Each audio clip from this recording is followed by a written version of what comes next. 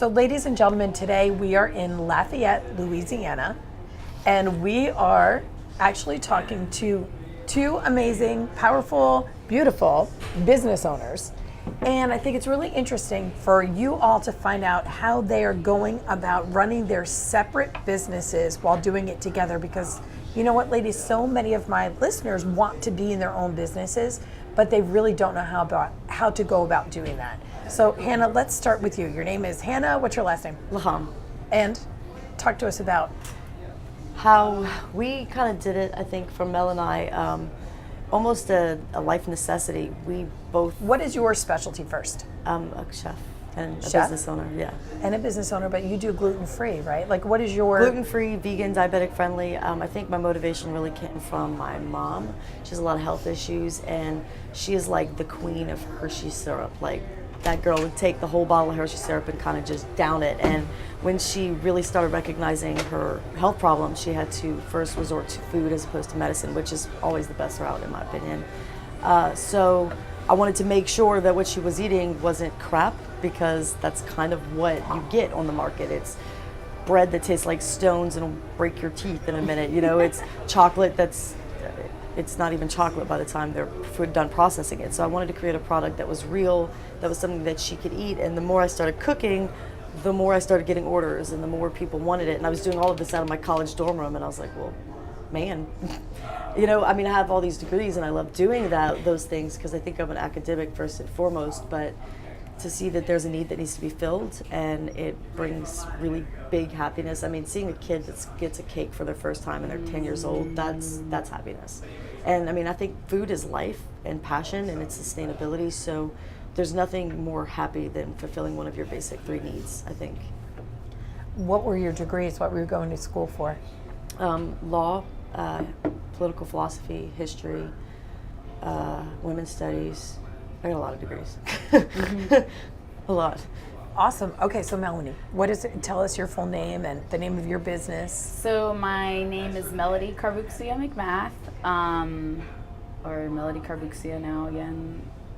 It's undecided, but I am a raw food alchemist, and so I work with juices, smoothies, and foods that have never been heated over 110 degrees that resemble like the foods that we love day to day. And I own Emerge Juice and Tribe Collective, which is also a coffee shop where we sell a lot of locally made, from the coffee we sell to the cafe stuff that comes from the 2 kitchens.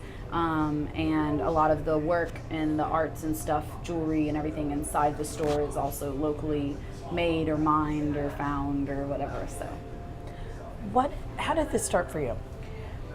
for me, okay, well, it started with moving to Lafayette, leaving an industry that I really loved back in Baton Rouge and New Orleans, and doing yoga and Pilates, trying to kind of find my way. And I started, I had a lot of like health issues, a lot of really bad acne, skin, like psoriasis kind of thing, eczema.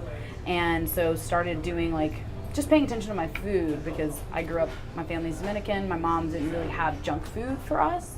So it wasn't like I was like always having junk food, but when I went off to college, it got like, you know, that's all you eat and like you don't have mom's cooking. So started juicing and discovered like within 10 days of doing a juice cleanse that this thing that I had on my leg since I was like 7 years old started to go away. And I remember telling the doctor that I was working for at the time, like, look, it's going away. And he's like, oh, it's just a coincidence. And I was like, 17 years of coincidence does not feel right. And then, you know, I had a friend who kind of rescued himself from cancer through diet and stuff. And so talking with him, just the universe putting all these like beautiful little pieces into play and like helping me self-discover. So then I started making juices, and friends started leaving little jars with money on my porch and stuff. And so they're like, oh, you're making juice today? I'm gonna drop some money off. And so I'd go to the farmer's market, buy produce, and then come back and like whip up some stuff. And then it's just all of a sudden one day it was like, hey, we're starting a business and we open in 2 weeks at the farmer's market. Okay. So we ordered the cold press juicer and started really doing things, you know, the right way, and like and exploring that avenue. And I thought it was going to be more difficult because we're in the deep fried South. So I was like, oh, this is going to be fun. But Hannah, you probably thought the same thing as far as being in the deep fried South. Not really. I mean, I'm kind of a pessimist and an optimist. I'm like the eternal optimist that there's nothing I can't do if I don't want to do it. So I just, I'm an Aries, so I just jump in and ask questions later. So basically we we started to kind of like do that, and then it was like so well received, and we coagulated with a couple things that are really common in this space as well. Like people in the South, we love to drink, and like community, that's our thing. And so, and I don't have any judgment on drinking or anything of that sort, because it's like, it's all part of the human experience. So we started doing juice cocktails at different bars and stuff, and that was kind of like what got people in, and they were like, oh, I could drink this tomorrow morning and not be hungover. Well, I mean, what's better than fresh orange juice, right? Did you do Right. that? Well, we would do all mixes. We wouldn't do just straight Right. Well, because it's got to be. Right. Well, now we would go to the bars and we'd have our cold pressed juicer, because we did a lot of live juicing back then, because that was pop up. So like I could only make it on site. And my husband at the time created this awesome elaborate like setup for us. But we would go there, and then we'd have them squeeze their oranges, however they squeeze them, and then we'd squeeze them with our cold pressed juicer. And the flavor is like, they were like, oh my God. I'm like, I know, it's incredible. Like you can literally taste the difference of like the nutrition that you're extracting out. It's like sweeter, it's like got more flavor to it. So anyway, long story short, that's how we kind of. And the third business owner here, Bethany. what is Bethany's role? Whew, Bethany is mama bear of all. Yeah. She's kind of our like little, like we're like a little tripod, and she like just holds us together, and she owns a little bit of each of the businesses, so it gives us a little bit of cohesion and kind of like our glue. And she also owns a couple of other businesses, like a school for special needs cognitive children, and she owns a health food store in Homa as well. So she's kind of like she's got a lot of things going on, and so it's cool because it gives us the opportunity to expand our way of being, to educating children. So we do pop-ups there, explain to them, how juicing can help with cognitive therapies. Like I'm ADHD, so having things like rosemary will help with my brain stimulation, so I stay more focused and that kind of stuff. So being able to really share that and get them started on a younger age about thinking about that kind of stuff. So I think Bethany represents, for me at least, perspective. It's really nice to see somebody who is a little bit older, 100% more wise, and has made these decisions in her life already, has made certain failures that I would have made without having that older woman perspective who's done this for herself. And it's nice to have a mentor and somebody to follow in their footsteps. I think it's very important to find somebody, and sometimes you surpass the mentor, sometimes they become your lifelong best friend, either way. But I think it's kind of beautiful because she's given us something that would have taken us a lot longer to realize, by making a lot of mistakes and failures, losing a lot of money, having a lot of rough periods. And it's on the emotional side too. For real. She's like an angel. That's a gift. That's a gift. It really is. She's an angel. Because Mel and I are pretty young, we both started, I don't know about you, but I started when I was 22 doing this. So, and you started in your 20s as well. 28. Yeah, I A little mean, different, but but it doesn't matter. It's like, it's that fresh person coming in, and a lot of times you work yourself, especially in the food service industry, you work so much that it's really hard. You're in the box, and to have that person that kind of goes, walk out the box, use your passion, because that's why you started. Find your creativity, leave for 3 days, find your creativity, and come back with a new menu item, or come back with whatever you need. And it's like, man, you realize that a whole part of the process is to make sure that you get the feeling that you want out through your food, which is to live healthier, to live better, to prosper more, to walk a better path. You have to do it yourself and pull yourself. You might work 100 hours a week, but those other hours, that's you. That's all you. And sometimes you need to work 85 hours a week, because there's always going to be more work. And I think Bethany is absolutely that person that says, hey, if you don't take care of you, this doesn't matter. don't forget to feed yourself. Yeah. She's always feeding us. Did you eat? Did you eat? What do you think your greatest challenge has been, Hannah, or continues to be? Oh, man. Melodie? No, it's true. It's true. I don't play It's well true, with it's others. true, it's true. I don't. I'm very independent. I'm very headstrong, and it's very hard for me to. This is a perfect start in life, to work together with other women. But I think my greatest challenge is being able to share that with other people at the same time. So my greatest asset has also been my greatest challenge, and it's constant. I mean, like everything that's challenging, it doesn't necessarily mean that it's bad. It's just a challenge. So I'm constantly learning how to communicate better with others. You know, you can't tell them that they're if they don't do it your way. It doesn't work that way. So you're really learning how to share a space, communicate, and find that equilibrium and balance it all. And I mean, I think it works out really well. We're really yin and yang. Very much so. Like, I wear all white and she wears mostly black all the time. Black and gray. And we are, like, I would have to say that Hanna would be my biggest challenge. But it's like, you know, it's like I see it all and it's just like, okay, today I don't feel like learning that lesson. Go away. You know, it's like, you know, so it's now. like, right. And so it's like, and then now we're integrating even further, like even more so integrating our kitchens. And so every moment it's like, well, this is, okay, fine, you can have that. Just turn the other way. You know, How long have you guys been working together? Officially, like in this setting, we've only been open 8 months. 8 months? Yeah.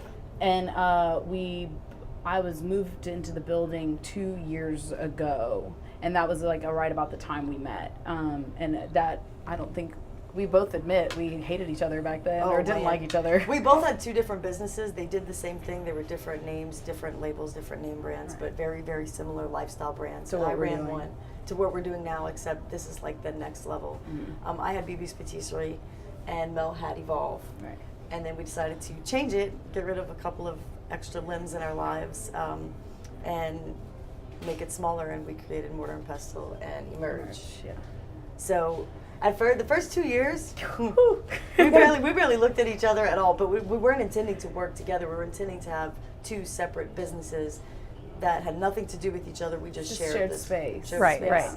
Well, I think that, and you know, we're on a 50-state tour here, and so we're 3 months in a car together. You know, we just met. Ooh, that's fun. We are from 3 different places in the country. We just met right before we left on this trip. So, exactly. What? Yep. So Cassie is from here in Nice. Louisiana, and Chelsea is from Montana, and I'm from New Jersey. We are the 20s, the 30s, the 40s. That's awesome. You know, so it's a challenge. We get it, but I mean, we are doing like immersion therapy. Just jump right in, live together each day. Yeah. So we're kind of progressing faster, but you know, just like talking to you guys reminds me of what we're doing. It reminds me of a marriage. And what happens is, yeah, we are married for better or for worse, baby. and I think what happens is, you know, once you settle into what works for each person, and you know the pet peeves and what to respect and how to support, it's going to be seamless. You know? Oh no, so, and it is even now, but you definitely find your moments in it. Yeah. But I think the longer we do this, the better we get at it. You know, I'm like, somebody will say, that doesn't bother you. I'm like, oh, it's just Mel. Come on, that's a part of her character. That's a part of her person. Quit bitching, quit whining and move on. Well, and I think the fact that you guys are open enough to talk about that openly together. Communication, and that's what I was saying earlier. We communicate very logo well. is like, it's so funny because these things, like, they come like kind of as visions, and then they just like, all of a sudden they're the logo, and then it's like going through and living with the logo, all of a sudden it starts developing all these meanings and stuff. And it's funny because one of the first words on it is truth. And it was like the first 6 months we opened, it was like, what is the truth in this space? Like, are you telling the truth or are you telling the truth? Like, everybody has their perspective, and it was like, and to everybody probably is their truth. Oh, it is. Yeah, exactly. So is. that was the discovery, and it was like, okay, so now that we know that everybody's got different truths and they're all the truth, what do we do now? And so they're all the truth from a different perspective. So you're right and I'm right. How's that possible? Okay. Right. We're going to Well, deal with I really this. appreciate you sharing this with my audience, because the truth is that that's part of the challenge. When you want to make something work, you have to sacrifice something. And so that's going to be the fact that you need to be with others and learn skills like communication and cooperation and collaboration. What do you think you've learned most about yourself, Hanna? Oh, man. There's a lot of those. Most. About myself personally, that I can do absolutely anything I want to do. I just have to be willing to dedicate the time and learn the lessons and realize that it's going to be an uphill battle. I mean, I've gotten to the point, I think after I had my daughter, I was really like, I'm a superhero. I can do whatever I want. And then the business and everything else on top of it, I was like, wow, there's literally nothing I cannot do if I don't want it bad enough. And you just have to find what you want and step out and be willing to do it. The risk is there. but I don't think you can ever really fail if you refuse to quit. Like, I know that sounds cheeseball, but it's definitely the truth. There's so many days where I've woken up and gone, okay, I'm gonna close my doors this morning. Awesome. And something happened. Something would happen. Some big order, some amount of money, something where in 7.5 years I am still open by the grace of the universe. And I'm like, wow. Like, I refuse to quit. Even until the day I was like, even if I have to sell this thing, I will burn it myself. Like, I will figure this out. I think that was my greatest lesson, was learning that there's nothing that I can't do. What about you, Mel? Still very much learning. I think I kind of go through phases.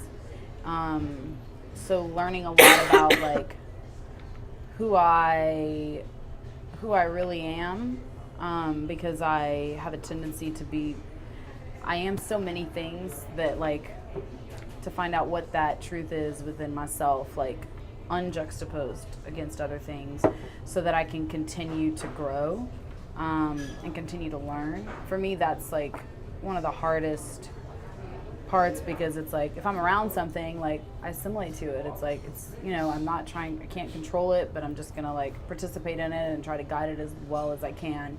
So really, like, self-discovery of like, who's Mel, like, who am I, you know. And I've been through a lot of stuff lately with like transforming businesses and, you know, transforming from marriage, and like being in this space of like just myself for the first time in a really long time. So it's been a lot of like self-discovery on how to interface with other people for the optimal efficiency. You know what I mean? Like, because nothing's ever worth it for just me to do. Like, even juicing, like, I remember on days that I would juice, if I didn't have any jars, which was rare, like from other people, I'm like, I'm not juicing today.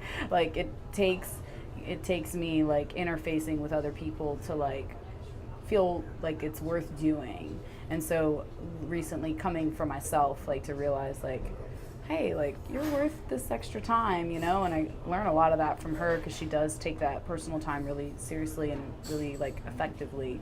So learning that has been really like, oh, shut your face. So what closing advice would you have for my audience on pursuing a passion, no matter what it is, whether it's juicing or a business or anything else? Like, how has it changed your life? I would say, okay, that's a two-step process. So first of all is like just like, look at anything that doesn't make you blissfully happy on your day to day. Whether it's talking to a friend who you've known forever and you have to talk to them, or blah, blah, blah, and all the things that are attached to that, so you feel like confined to them, or you feel whatever, or if it's part of a job that you don't like, because everything that we can assimilate and say, like, this is what I like, and put that stuff into focus, more things will attract to that. It's like a magnet. And I think that as we vacate something, we are essentially energy. We are a vacuum. So like when you clear out a space, it makes space for something new to come in, and it determines on what you want to call that in.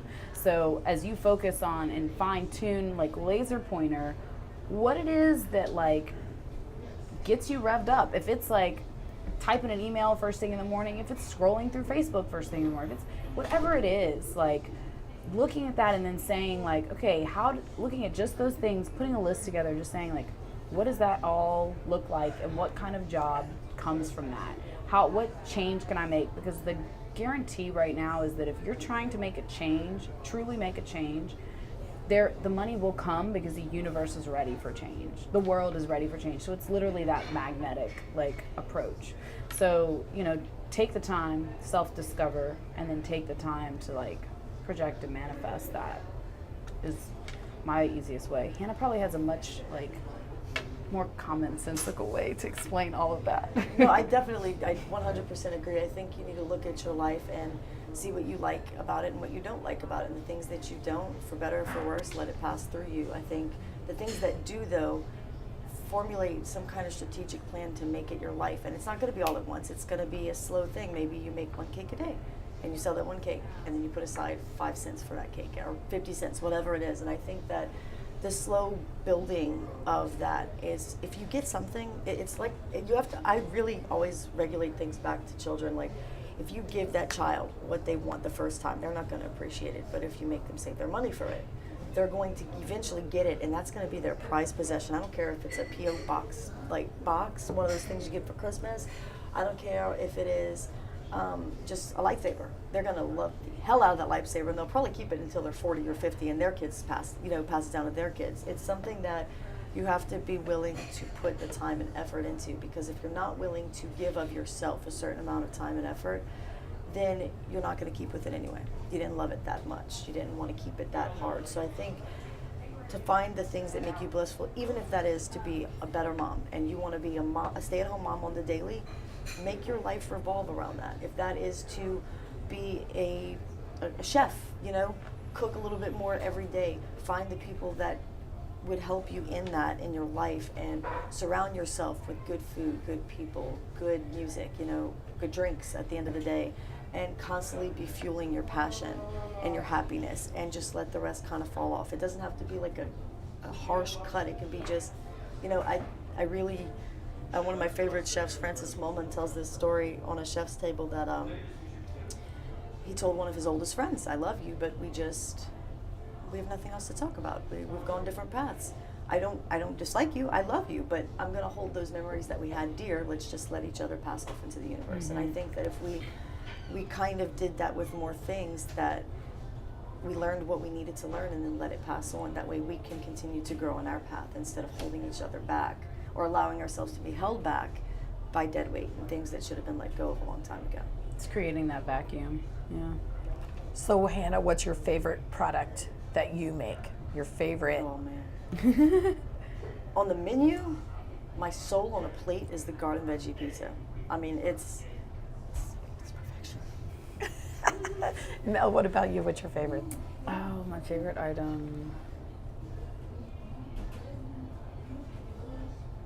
I'm always on creation phase, and I'm a Gemini, so like nothing ever stays the same. But right now, my favorite thing is gonna be the raw burger. Oh, the steer-free burger. It's so good. Yeah. It actually tastes like a burger. It's made from sunflower seeds and carrot patties, and then the burger bun, which is so cool because in raw food, it's like all like flat and lame bread. And I know we seem like some hippy-dippy people, and we are to an extent, but like when we say that this burger, like, yeah, carrots, sunflower seeds, yada yada, great. But when I tell you it tastes like a burger, no joke, it's not no tofurkey. Like it's legit. Yeah, it's good.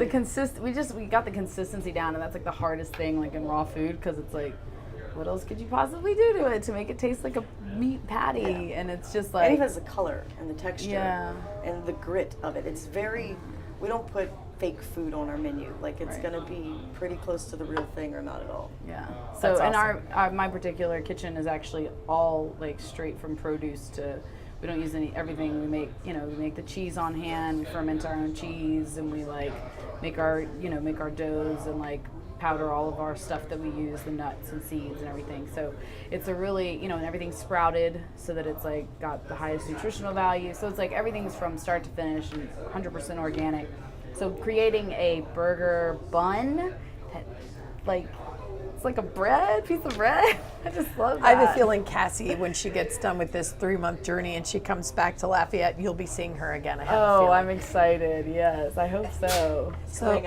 I just want to thank you guys so much for being on the show today. Thanks for having us in your shop here, taking up space, chatting with you. No holding space. We love that. How can everybody find you? What's the best way? Are you on? We're on social media, so we have several different Instagrams you can follow. Tribe Collective Laugh, LAF, which is for the whole building, and they post from stuff from Mortar and Pestle and Emerge, and then Mortar and Pestle is at Mortar and Pestle, and Mortar and Pestle Laugh, LAF, and then Emerge Juice 8 is going to be Emerge Juice, and then we have Facebook, so Mortar and Pestle Lafayette, Emerge Juice and Unbakery, and Tribe Collective Lafayette are going to be the main social media ports for us. Awesome. So, thank you so much. It's been a pleasure. Thank you so much for coming, and we really appreciate having you in our space.